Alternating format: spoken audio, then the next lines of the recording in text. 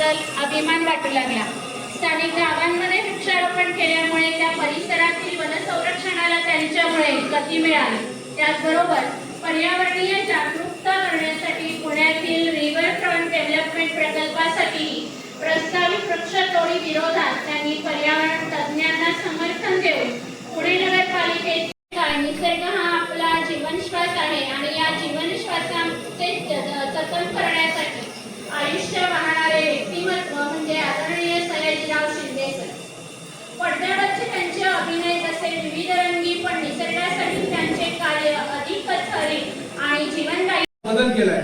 मात्र जीवन गौरव म्हणून आपण समजून घ्या। युट्यूबला माझं चॅनल आहे, त्याच्यामध्ये आता भात लावण्याच्या कार्यक्रम एक सुंदर एपिसोड आहे, तुम्ही तो बघा आणि झाडं तर आपण लावतच आहोत, आपण ऑक्सिजन घेतच आहोत, म्हणजे आपण झाड लावलंच पाहिजे। तर मला खूप आनंद वाटला आपण मला हा पुरस्कार दिल्याबद्दल। पुढच्या कार्यक्रमाला तुमच्या खूप खूप शुभेच्छा।